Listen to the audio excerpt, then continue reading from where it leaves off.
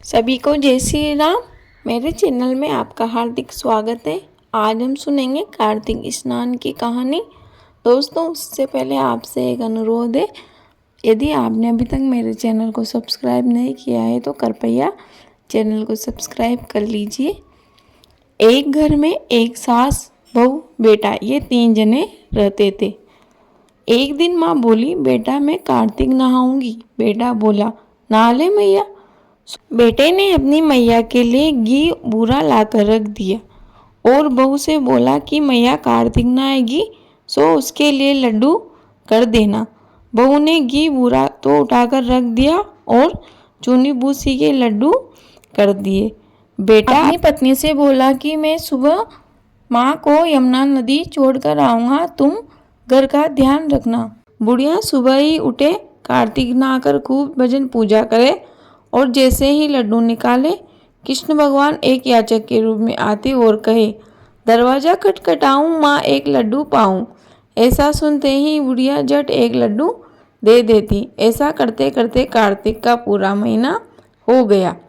फिर श्री भगवान आए और बोले, मैया जो चाहे सो वरदान मांग ले। बुढ़िया बोली, मैं क्या मांगू, मुझे कुछ नहीं चाहिए। ऐसा सुनकर भगवान ने झोंपड़ी में लात मारी।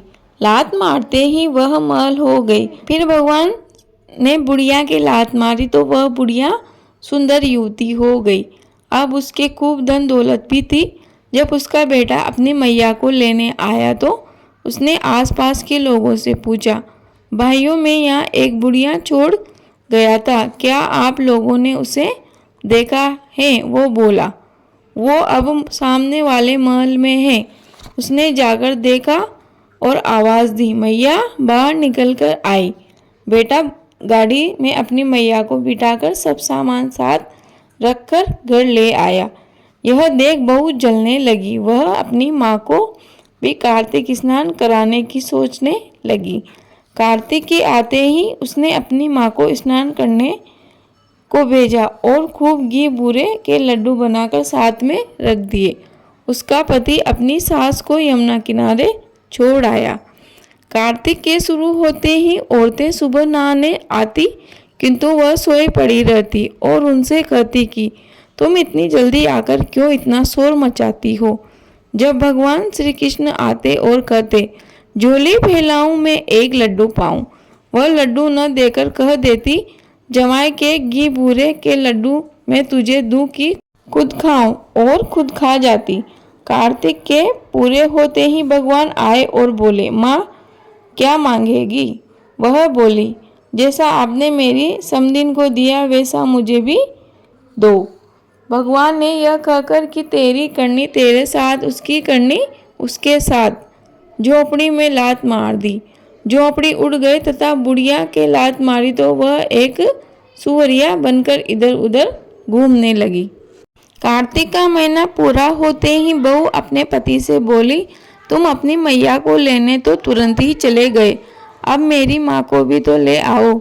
वहाँ जाकर उसने देखा न तो झोपड़ी और न ही बुढ़िया। पूछने पर पता लगा कि झोपड़ी का तो पता नहीं, बुढ़िया तो सुअरिया बनकर घूम रही है।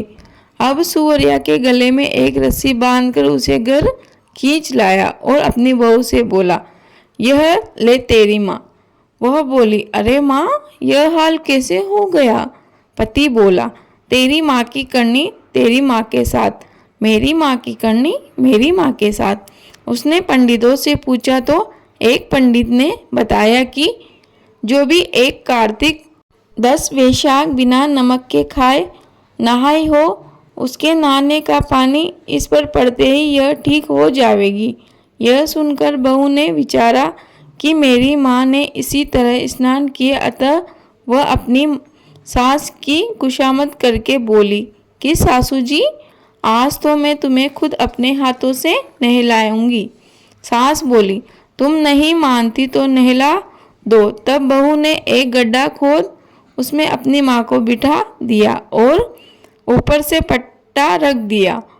अपनी सास को उस पट्टे पर बिठाकर खूब मलमल के स्नान कराया। नहाने के पानी गिरने से बहू की माँ पहले जैसी हो गई। हे भगवान, जैसी पहली बुढ़िया कार्तिक नहाए वैसी हम भी नहाए, ऐसा हमें मरते देना। जैसा कार्तिक का महीना पहली को आया वैसा सबको आवे, दूसरे को आया वैसा किसी को ना आवे। कार्तिक मास के भगवान की जय। बोलो गंगा मैया की जय, यमुना मैया की जय, सभी देवताओं की जय। दोस्तों मुझे उम्मीद है कि आपको कहानी अवश्य ही पसंद आई होगी। प्लीज़ वीडियो को लाइक कीजिए और चैनल को सब्सक्राइब कीजिए।